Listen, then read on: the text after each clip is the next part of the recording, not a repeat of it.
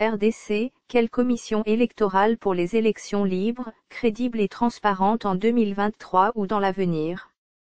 Depuis l'Antiquité la plus reculée jusqu'à nos jours, l'histoire des peuples et des nations a connu des formes multiples de conquête du pouvoir, hérédité, cooptation, tirage au sort, révolution, coup d'État ou autres modes violents, et l'élection. Pour Daniel Gaxi, l'élection est devenue une des caractéristiques essentielles, hautement valorisées des régimes à prétention démocratique. De ce point de vue, l'élection constitue le mode démocratique par excellence de la conquête du pouvoir du fait de la confiance témoignée aux citoyens qui, par une démarche rationnelle, prenant en compte son propre intérêt et celui de la communauté, choisit les plus aptes à gouverner la cité. Pour être réellement démocratique, l'élection ne doit pas être un simple rituel ou une formalité à laquelle les citoyens participent, mais ne décident pas. Elle doit être organisée dans toute transparence et être gérée par un organe jouissant à la fois d'une objectivité, d'une neutralité sans faille et d'une réelle indépendance. Car, dans toute société humaine, accéder au pouvoir, décider de l'avenir d'une nation, mettre en place de nouvelles lois, imposer sa vision des choses est toujours l'objet de convoitises et de luttes. Cependant, la façon même de parvenir au pouvoir, influe sur la manière de gouverner. Ainsi, on ne conduira pas de la même manière le peuple si on a obtenu le pouvoir par un coup d'État sanglant et meurtrier, ou si l'on a été démocratiquement élu, ou encore si le pouvoir s'est transmis de façon biologique ou héréditaire. À l'instar des autres pays, en République démocratique du Congo, la relation entre les gouvernants et les gouvernés est déterminée par la question de la démocratie, la souveraineté nationale revenant au peuple. Tout pouvoir émane du peuple qui l'exerce directement par voie de référendum ou d'élection et indirectement par ses représentants.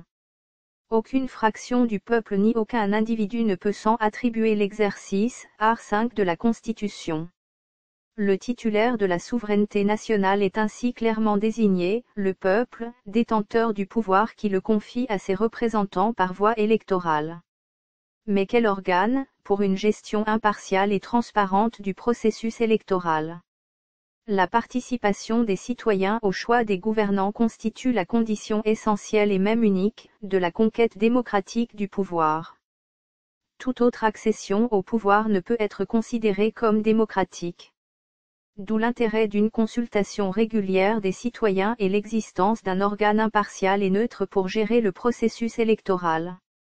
Instituée par la Constitution, art. 211, la Commission électorale nationale indépendante est chargée de l'organisation de l'ensemble du processus électoral, notamment l'enrôlement des électeurs, la tenue du fichier électoral, les opérations de vote, du dépouillement et du référendum.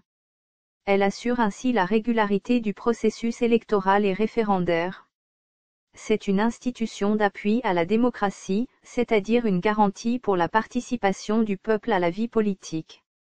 Au terme de la loi organique numéro 10/013 du 28 juillet 2010 modifiée et complétée par la loi organique numéro 13/012 du 19 avril 2013, cette commission est composée de 13 membres, 6 venant la majorité, 4 de l'opposition et 3 de la société civile, dont le président de ladite commission. Créée sur les vestiges de l'ancienne Commission électorale indépendante, Commission électrotechnique internationale, la loi 04/009 du 5 juin 2004, la Commission électorale nationale indépendante, actuelle, dispose d'une personnalité juridique qui fait d'elle, un organe à part entière et indépendante des autres institutions de l'État avec lesquelles, elle entretient des rapports de collaboration. Depuis sa création, la commission électorale dite indépendante a organisé 3 élections, 2006, 2011 et 2018. Mais, qu'il s'agisse des élections de 2006 organisées par l'abbé Apollinaire Malu, celle de 2011 par le pasteur Gwayi Mulinda et celle de 2018 par M. Corneille Naanga, le processus électoral congolais a fait toutes ces 3 fois l'objet des critiques diverses et variées par les missions d'observation électorale nationale et internationale, et par plusieurs Congolais. Parmi les faiblesses justifiant toutes ces critiques, on peut à titre d'exemple citer l'absence d'une indépendance réelle de la Commission, l'opacité constatée du processus électoral, la fiabilité du fichier électoral régulièrement contesté, la Commission électorale qui fait souvent preuve de laxisme et ne respecte pas les prescriptions légales de la publication des résultats, l'existence d'une ambiguïté remarquable de la loi en ce qui concerne la neutralité, l'impartialité, l'indépendance et l'intégrité de tous les membres de la CENI, l'absence de mécanismes d'évaluation et de contrôle de l'éthique de ses membres, l'absence de transparence dans le processus de leur désignation, une concentration du pouvoir entre les mains du président de la commission ou de son vice-président, etc. Les opérations préélectorales d'identification des populations devaient donc bénéficier d'un soin particulier pour éviter les contestations électorales ou post-électorales, la légitimité des résultats et les crises politiques malheureuses observées lors des échéances électorales précédentes. Une mise en place opportune de la CENI s'avère pressante et ne peut attendre 2023, année des futurs scrutins électoraux congolais. L'établissement d'un fichier électoral fiable et transparent pour éviter les fraudes et les tripatouillages, source de la crise et de la contestation permanente. Depuis 2006, le fichier électoral censé garantir la crédibilité et la transparence du processus électoral est toujours objet de plusieurs critiques, car dépourvu de toute fiabilité. Sa révision par des enrôlements opérés à la veille de chaque cycle électoral dans les conditions discutables, n'a jamais permis tant aux électeurs et aux candidats de croire à l'assurance de l'absence de toute magouille bien préparée en avance. Au lieu de procéder chaque fois à un enrôlement souvent mal réalisé, sans transparence réelle, et conduisant à la délivrance des cartes d'électeurs même aux mineurs, aux étrangers, aux morts et aux personnes fictives, il faut plutôt penser à un recensement général, permettant, entre autres, de donner au pays un véritable outil de base pour la planification des politiques publiques. L'établissement d'un fichier électoral fiable et la délivrance objective des cartes d'identité constituent des gages de future confiance en une élection transparente. Ce travail de recensement général qui devrait déjà être envisagé compte tenu des couacs décriés en 2018, peut facilement être effectué au niveau des communes, dans les milieux urbains et territoires, dans les milieux ruraux, désignation des agents au niveau de chaque avenue, quartier, localité, secteur, etc. En procédant au recensement général de la population couplé avec l'établissement d'un état civil fiable et actualisable, le pays obtiendra facilement un fichier électoral fiable pour les élections transparentes et apaisées.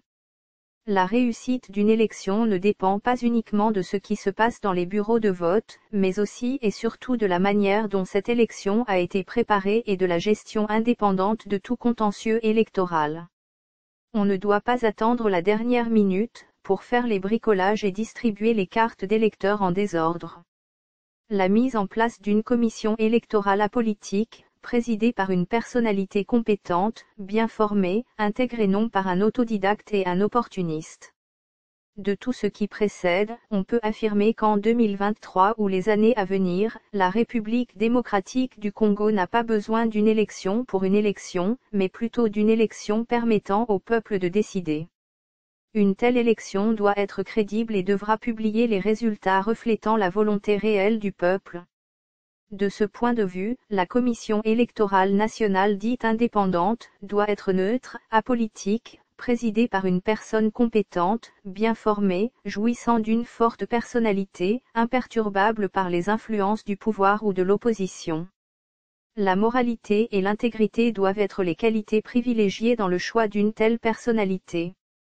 D'où la lourde responsabilité des confessions religieuses, la société civile et les forces politiques à éviter toute complaisance, toute compromission, toute influence obscure lors de la désignation du président de la commission et son équipe. Seul l'intérêt supérieur du peuple congolais doit guider ce choix. Dans cette optique d'amélioration, préconisation, on doit adopter un mode de désignation des membres qui les met à l'abri de l'influence des parties prenantes, avoir les critères de désignation clairs et connus de tous, soumettre le processus de cette désignation à des conditions de transparence à tous les niveaux, prévoir les mécanismes efficaces de contrôle de l'éthique, de l'indépendance des membres et de la transparence dans la prise des décisions, clarifier les dispositions juridiques. Relative au rôle des témoins des partis, des candidats et des observations, les juridictions en charge du contentieux électoral ne doivent pas être politisées, C'est pourquoi, lors de la mise en place de la nouvelle commission électorale ou de la modification de la loi électorale, il sera nécessaire de tenir compte de toutes les critiques portées contre la gestion des précédents processus électoraux, 2006, 2011 et de 2018.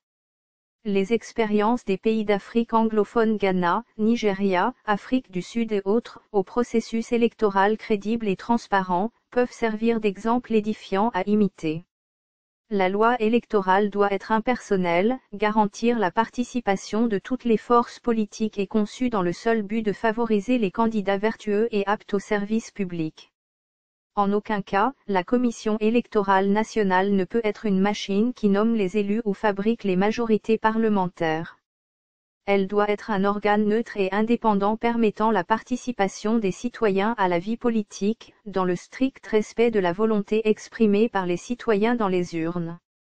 Ayant promis la construction d'un État de droit réellement démocratique au Congo, le président Félix Tshisekedi doit s'y prendre à temps pour offrir au peuple congolais un processus électoral crédible en 2023. Il offrira ainsi aux Congolais la première participation à des élections libres, crédibles, et matérialisera davantage sa vision, le peuple d'abord, socle de sa conception de la fonction présidentielle. Avec d'autres utilisateurs ayant respectivement les mêmes noms. Source: mediacongo.net